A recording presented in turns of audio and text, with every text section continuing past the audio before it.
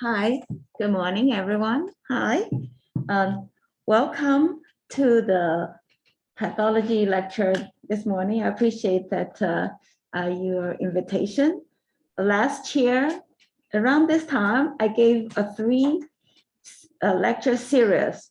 But I look back this year, all the slides need to be changed because we are in a new reality. So welcome everybody and thank you so much for coming. My name is Gracie Hugh Han. I was born in China and then I functioned as a statistician here in downstate. You hear me good, right? Yes. All right, thank you. I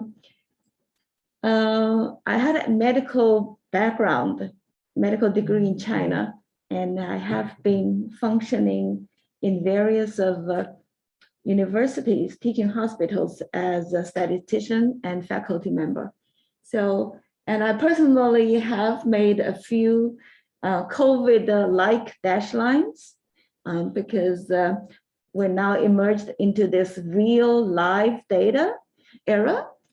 So today's talk, rather than going through the normal epidemiology, clinical manifestation, et cetera, so I'm going to take a new approach, a different approach, which is I'm going to focus on what's new and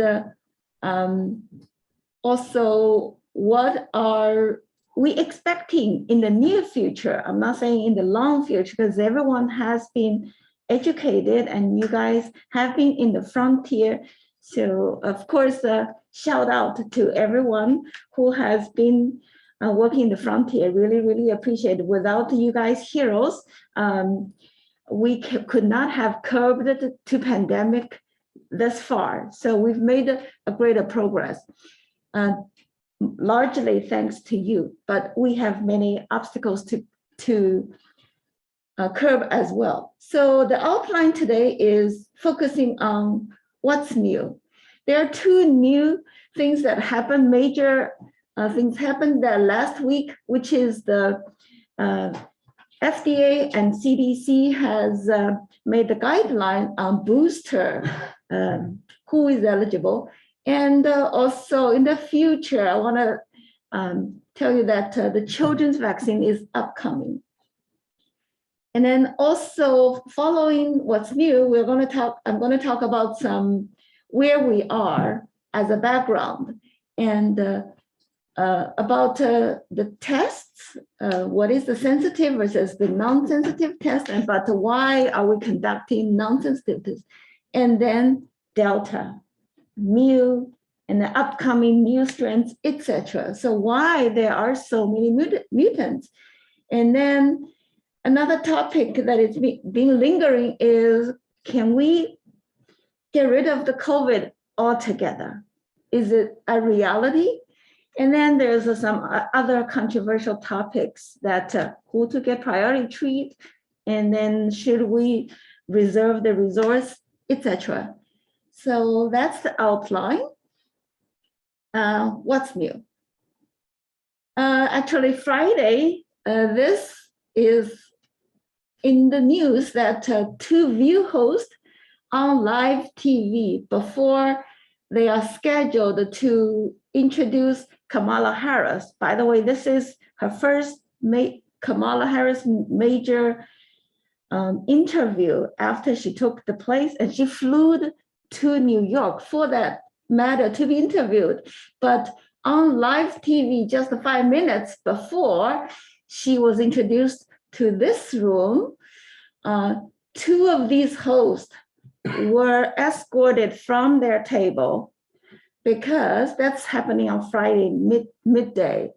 Two of the hosts, Sunny Hostin and Anna Navarro, they were asked to leave because their weekly test comes positive and they just knew. So it was a very awkward moment. So two of them were escorted off stage, and then these two were scrambling, what's going on, just like everyone else.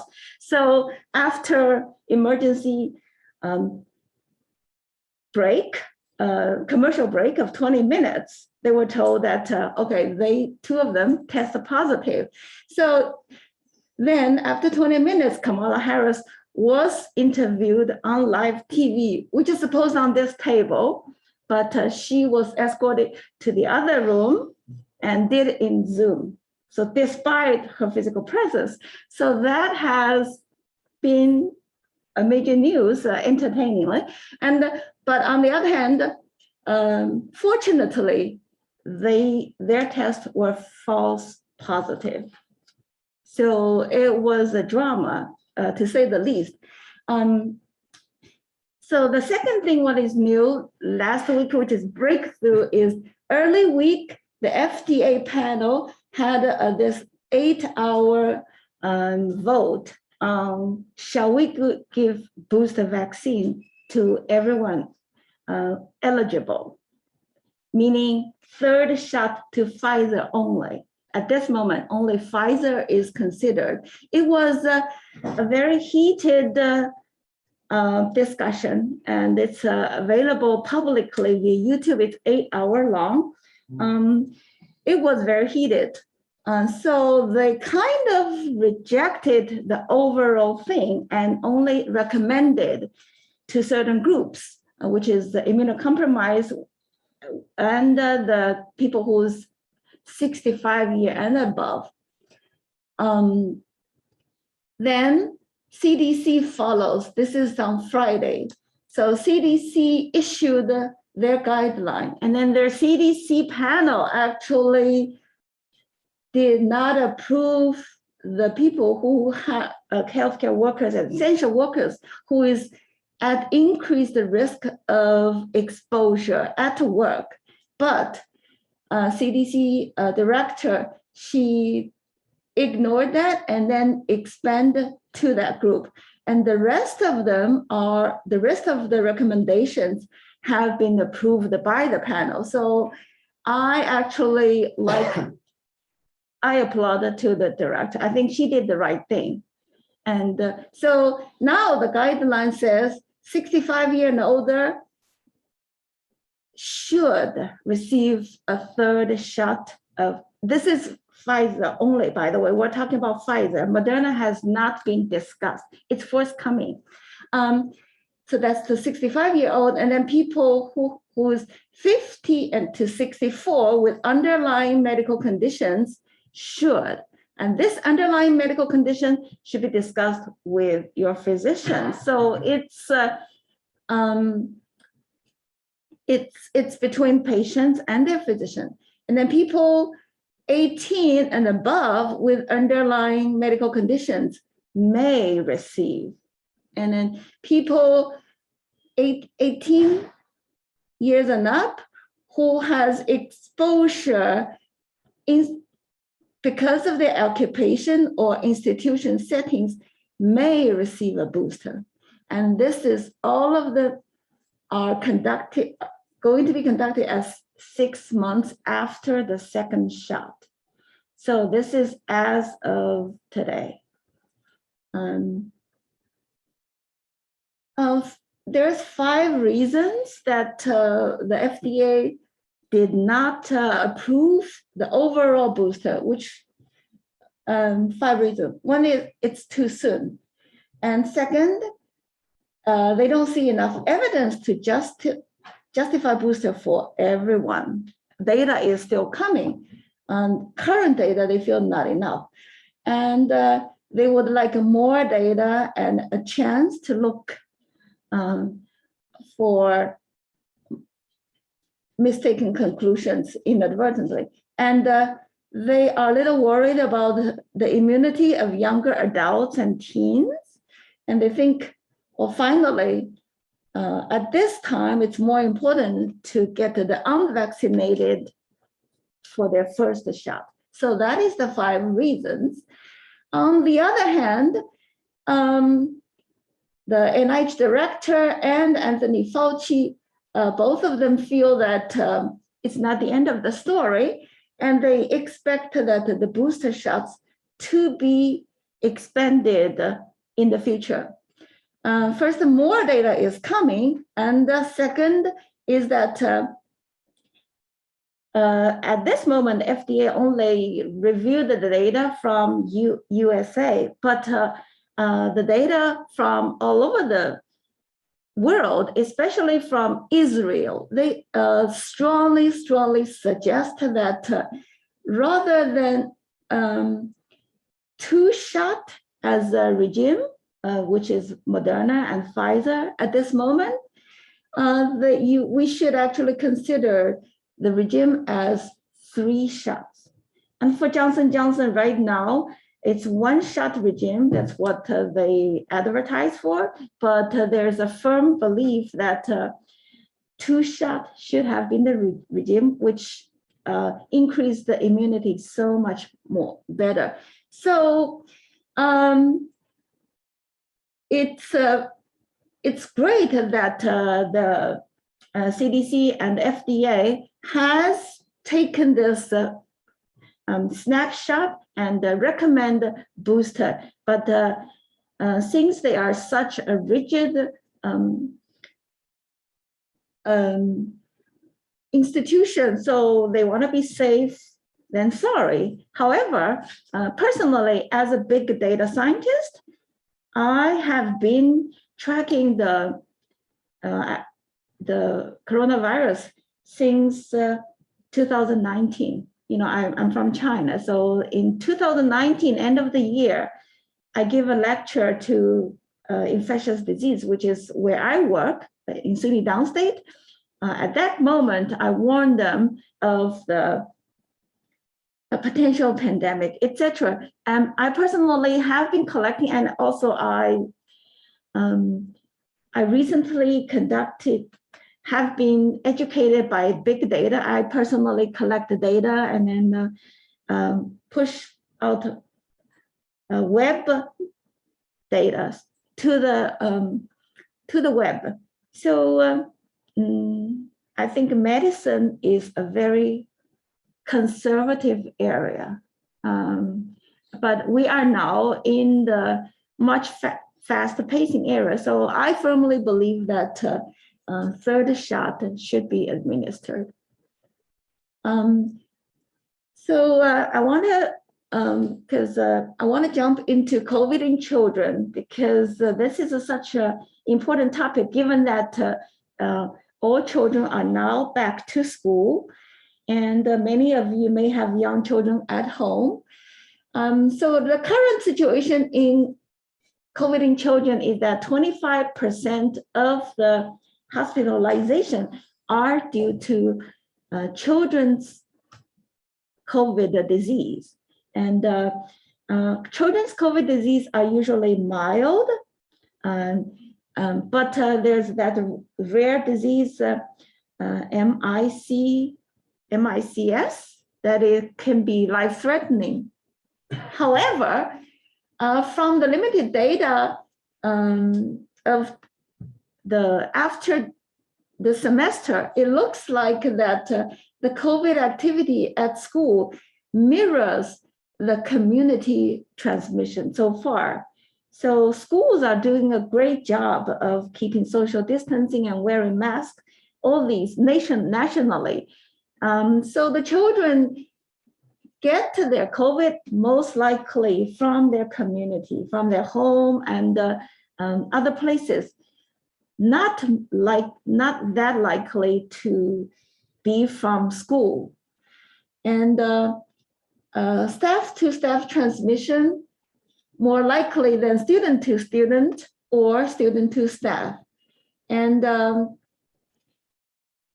high schools have a higher transmission than elementary schools. So there's lots of we are still compiling the data and try to make conclusions.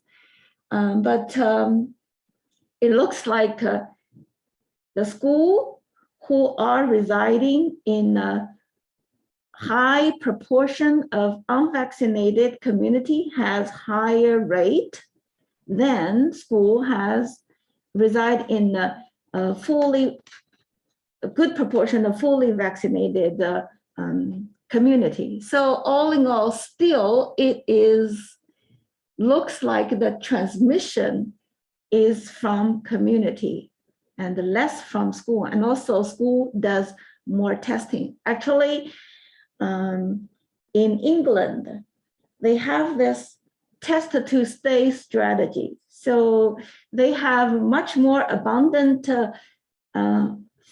quick test, point of care test than USA. So any children who are exposed, they are subject to daily test to make them at school. But for some reason, USA do not have enough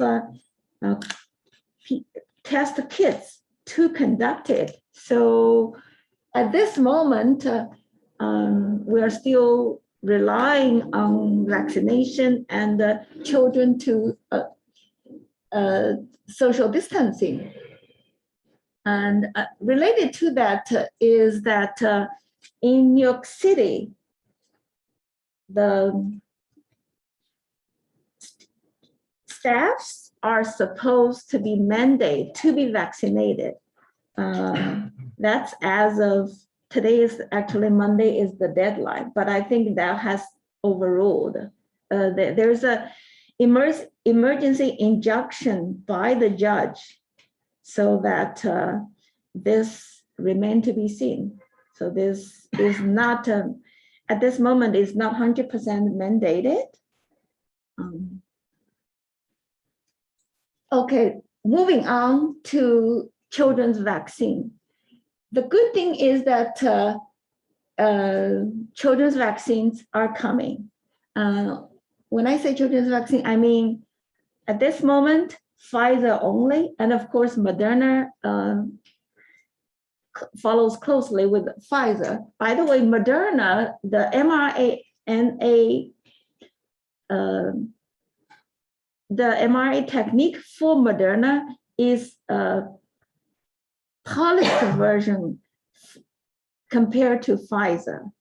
So in many, many aspects, Moderna is purer and have a better response than Pfizer. So if, let's say, if Pfizer have this protection, Moderna has it and a little bit better.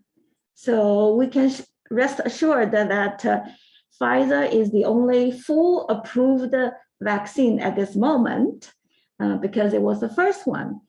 So whatever happens to Moderna in Pfizer, Moderna should follow. And they are both mRNA vaccines, but Moderna is purer.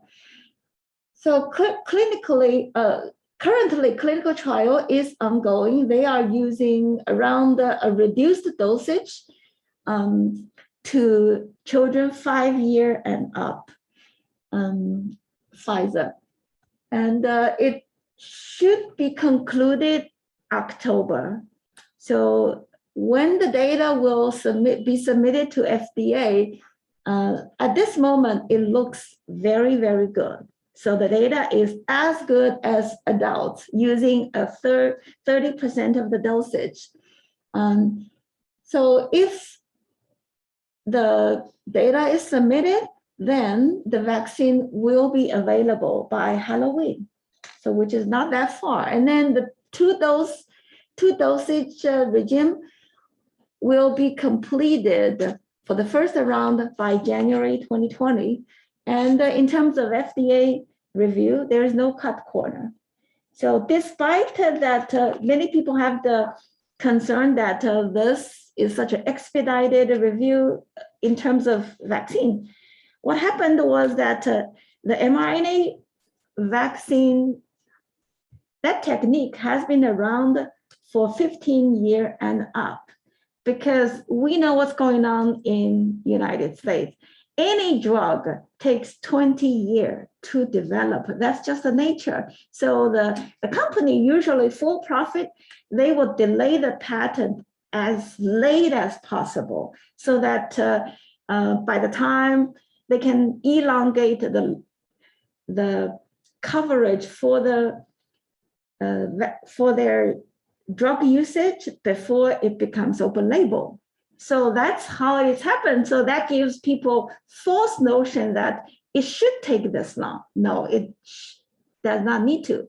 So what happens with the vaccine, any vaccine, Moderna, Pfizer, Johnson & Johnson, is that all it took after the sequencing is 100 days to produce. And then because then the vaccine was produced way before its approval. So the government bought all these dosage.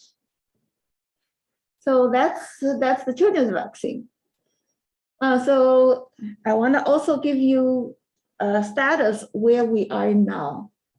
Nationally, we are at this so-called fourth wave.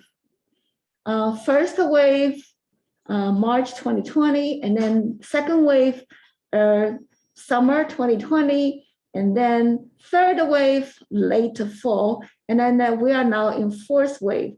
And first and second wave was due to wild type, and the third wave was due to this alpha mutant, and the fourth wave, it's due to Delta mutant. And at this moment, Delta mutant comprised of more than 95% of the cases. The good thing is that it's coming down. So we have passed the peak of the fourth wave. It's coming down. This is as of September. And this week, these 2 weeks after that is dropping even further. So regionally, New York City and New York State cases, they are all decreasing as well. So we have passed the peak. And this is from our hospital, SUNY Downstate. It's also decreasing, despite that we are testing more frequently. So the worst is over in terms of fourth wave. So that's the good news. But we said that before July the 4th, right? We signed off in May because things were doing so well, but look at what Delta has caused us. So the caution is that the lesson from United Kingdom, they also had the similar ones in August, 1 month before us. But after the decrease, the case went up again. So we don't know what happened exactly to the end.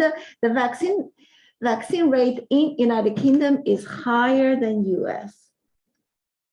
And in terms of New York, the whole New York State is still considered a hot zone at this moment. So we're not out of the woods at all. We should be still practicing all the mitigation effort as much as we can. And the children's and the adults, all the data suggesting that this is the whole United States divided by the vaccine rate, the rate of vaccination. So the lowest vaccination rate region are associated with highest hospital administration, emergency department visits for children and for adults. So still in where we are between a race of COVID spread and the vaccination. So what's going on in the US is that the Delta variant now is almost 99% of the cases. And the failure to vaccine is much more pronounced than vaccine failure. So vaccine has been doing a great job. And the transmission happens mostly from unvaccinated people. And there are people who just don't take the full dosage of vaccine, like take the first shot only, or interventions midway. On the other hand, there are some vaccine failures, but mostly happen in immunocompromised individuals. So, and finally, there are evidence of vaccine waning immunity, and breakthrough infections belong to that. As of last week, the CDC just introduced the dashboard for breakthrough infections by itself. So now you can track the breakthrough infections rather than the whole cases, rather than mixed with whole cases. So the breakthrough infection rate is around 0.7%, so less than 1%, and their symptoms are much more milder. So talking about booster, is the booster, so booster by its word, that make people feel like it is additional. But there has been strong advocate by scientists, including Anthony Fauci, that the booster is considered to be part of the vaccine regime going forward. That's how that's how he is trying to convince the medical society. So in order for antibody titers to remain high enough to protect people, it has to be above this level of protection. But as we know now that even after the second dose, that there's waning immunity. So the booster will likely accentuate the antibody level, not by twofold, but at this moment, it looks like by tenfold after the second dosage. So that is very encouraging. So this slide shows there's waning immunity over time using the US data. This is a highly vaccinated people, so still there are waning immunities. And so that's for the, when we talk about booster, as I said, we are limited to Pfizer only because Pfizer was the only vaccine available first. So what about Moderna and Johnson & Johnson vaccine? So in Israel,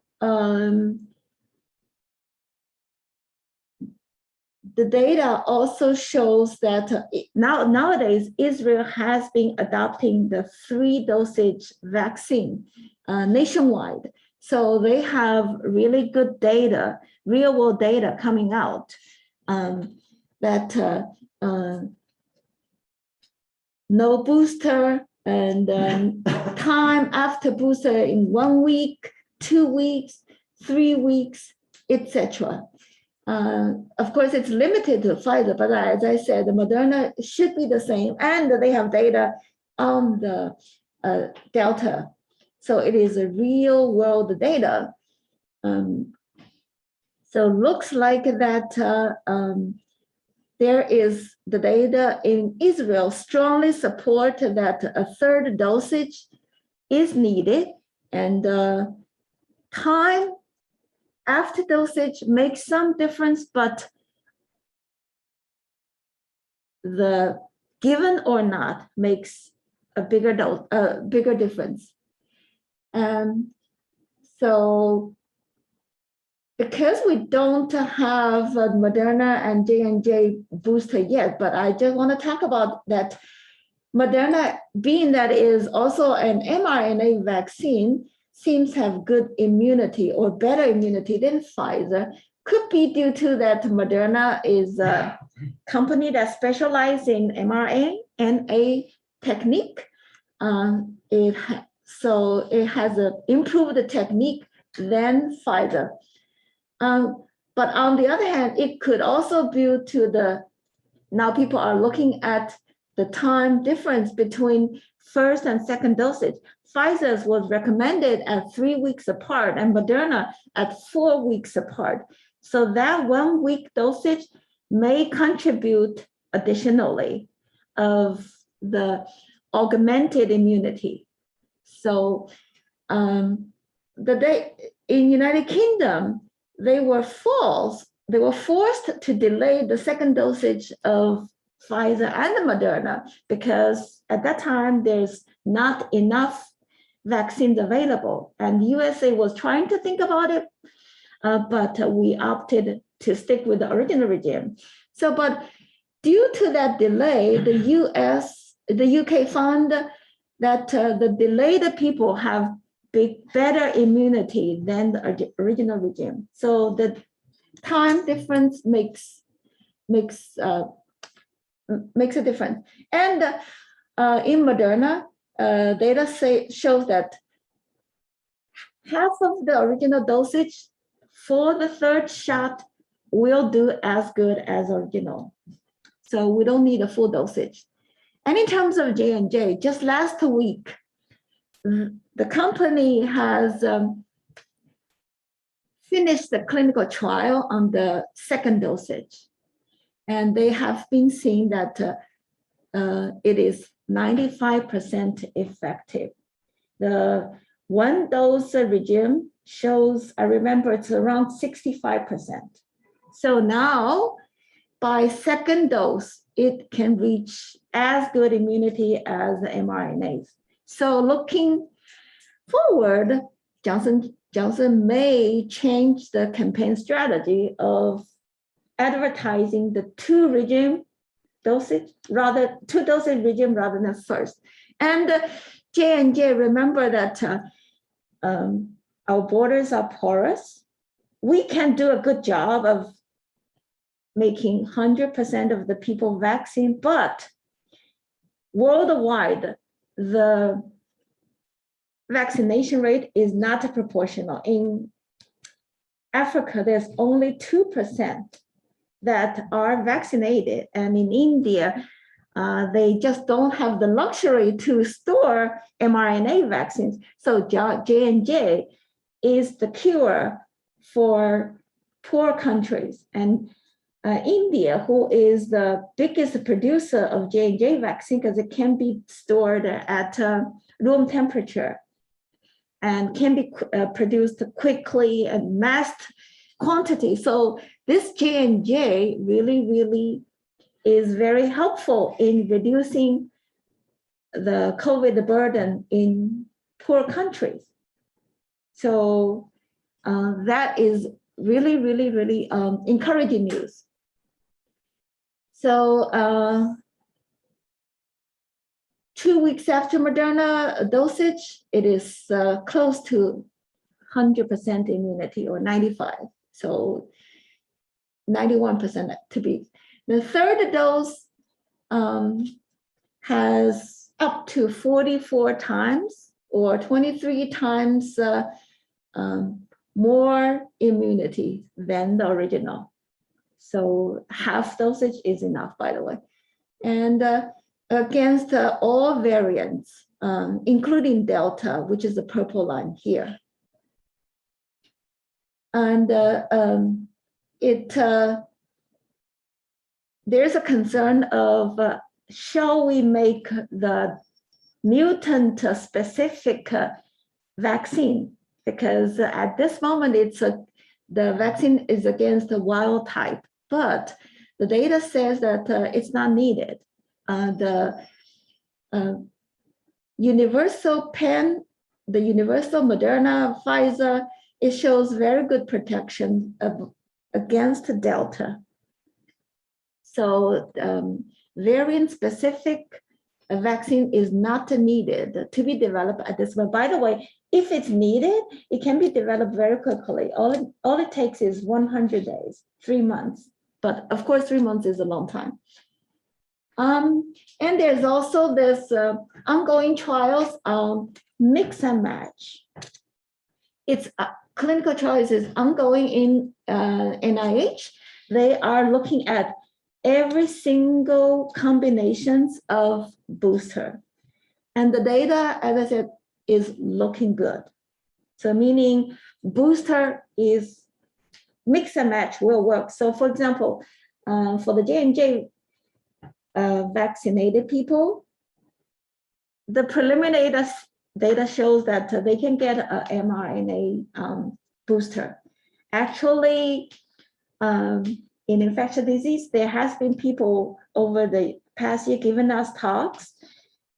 Mix and match is a preferred way that you can get different types of immunity from, if you get the original immunity, because immunity is, you get from B cell and T cell. So by mix and match, it overcomes the original shortcoming of the design, and it can give you stronger and cross-platform immunity. But at this moment, the guideline still sticks with non-mix and match because the message is just too complicated to make it across people of non-medical society. So they're trying not to overwhelm with all sorts of message. So at this moment, before the data comes around, it's still recommended that booster will be the same as the company, etc. So, but as infectious disease specialist, data shows that mix and match will help to stimulate other types of immunity that was not produced first round or second round. And the data should come out in a few weeks. So by the end of the October, we should know. And so I want to talk about this sensitivity test type because the view two hosts were tested positive, but it turned out to be false positive. So yes, we have false positive, but does that mean that we should go for a more sensitive test, like the gold standard? Well, so here is the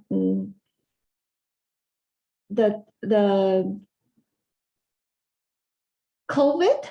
The symptom starts at this dashed line, and but the virus was actively produced 1 week before and then subside after 1 week, and then the antibodies come along after that and then stays. And then their IgG and IgM immunity comes quickly, but also so after weeks of symptoms, the positivity of the RT-PCR, which is the gold standard sensitive test, is dropped to almost 0. So this transmission before the symptom onset is a big challenge for COVID. For example, this South Dakota motorcycle rally turns out to be a super spreader event in 2020. By the way, it just happened last month, and there was no data. So we suspect that it's still a semi-annual super spreader event like that. So that is a big challenge that these healthy people are spreading, before they realize it, and many of them are not vaccinated. So therefore, the gold standard RT-PCR test, which will has this giant machine, and then is not suitable for combating the pandemic. Rather, this 15 minutes antigen test, which tests the proteins, viral proteins. It is cost effective, and turnaround time is 15 minutes, but the drawback is that it causes a lot of false positivity, and it's not sensitive because it's not sensitive. But these data shows that turnaround time is more important than sensitivity in terms of community. So do we really need a test that is so sensitive, and does test frequency matters? Is 15-minute cheap test important? Yes, all of them important in terms of in combating the disease, because by the time that the PCR test comes around,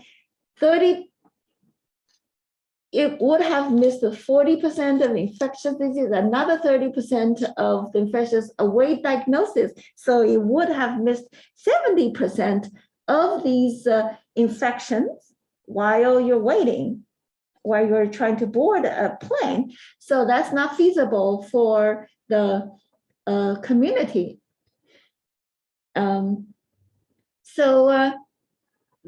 Despite the view controversy, we still should stick with the quick PCR, the point of test in terms of community. So when our RT-PCR used, it's mainly used in the hospitalization.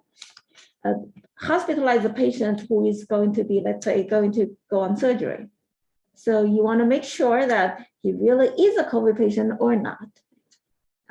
So like that, it's really a confirmatory test, and this will serve as a screening test. So why is so many variants, and why we're seeing Delta at almost 100%? So this figure shows that the Delta was originally from UK, and UK, this is in November 2020, and then by the time of few days later, it originated outside of London, that this little region contributes to this whole spike nationwide. And this is worldwide, February 2020, March 2020, September, and July 2021. So it affects the whole world quickly and exponentially. So the thing is, why mutants? Mutants happen because it's beneficial to the virus. If we give enough time, then the virus will make copies. Remember that the virus is not bacteria. It will not copy by itself. It has to hijack the human cells. So the successful hijacked with the mutant, it's beneficial to their survival. So therefore, the mutants exist. And what about mu? So there's the mu is more lethal. It can evade the vaccine. So it was a big concern in people's mind, but fortunately, the data does not say this. So here is the progressive global dominance of all sorts of variants. At this moment, it's 99% Delta, only 0.1% mu, partially because even that mu, despite mu was discovered way earlier than Delta. So it's partially because that it is too lethal, that the people who are infected by mu died, So the dead people cannot transmit to live people. So that's partially due to, so that mutant is not beneficial to virus. So it's not spreading. So that's in the good news. So at this moment, it is regional. It remains in regional in Colombia. So if you do not travel to Colombia, you are relatively safe of mu. So that the mutants comes around constantly. There are a lot more than these named, which is called variants of concern, variants of interest. So WHO and CDC constantly rank them up and down. So when they are giving a Greek letter, then they are variants of concern. When they are giving all these A, B, B.1.7, they are not your concern yet. And the good thing is that now the science have enough evidence, and as long as you can sequence it, the variant specific vaccine can be available. But on the other hand, to stop the pandemic and stop the future variant, it's still the vaccination is the key. So as long as the vaccination is low, rate is low, then there will be future mutants. And the future mutant, the letter is NU, new. Let's see if it comes around. So finally, can we get rid of totally COVID-19? I have to say that oh, by the way, why the Delta helpful to the virus? Because it has two mutants. One mutation gives it easier to enter, the second reinfection. So can we get rid of COVID-19 totally? There has been example, which is chickenpox. Chickenpox was eradicated by vaccine. But that's the only disease that was ever eradicated. Unfortunately, the COVID-19 will be more likely as flu. Mutants will come around, partially because one is that the asymptomatic phase is the most transmissible phase. That's one thing. And second is that it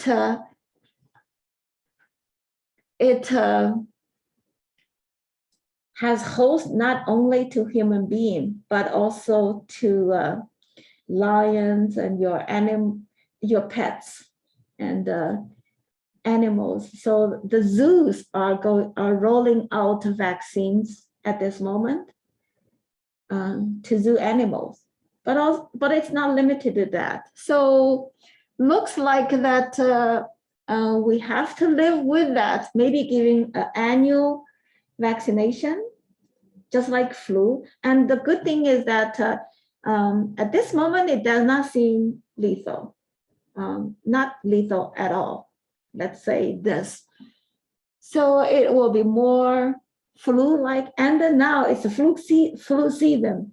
Moderna is coming with a combo vaccine of flu and COVID. So everyone should take the flu vaccine as soon as available, but excuse me, this year's flu vaccine may not be as effective because nobody was paying attention to the development. So the efficacy may decrease compared to original, to compare what you might accept, but you still should take it because it eliminates the confusing symptoms and reduce the hospital bed burden. So sorry, can you back to the go ahead. Back. So I think you mean smallpox, right? Because Yeah. I'm sorry. I apologize. Smallpox. I apologize. Yeah. I said the chickenpox, right? Yeah. Yeah. I misspelled. Okay. I think it's a 9:05, and I'll be happy to entertain some questions if you have. And there are some controversial topics which you all hear from the news, which if we have time, we can discuss next time. So thank you so much. And again, shout out to all of you heroes who have put patients and the communities above your personal interests. Really, really, thank you. Thank you. Okay. All right. Time 9:05. Thank you very much. Okay, take care. Thank you. Nice seeing you all. Okay. Oh, yes, thank you. Okay, I appreciate it. I like this device. It's nice. Yeah. All in one.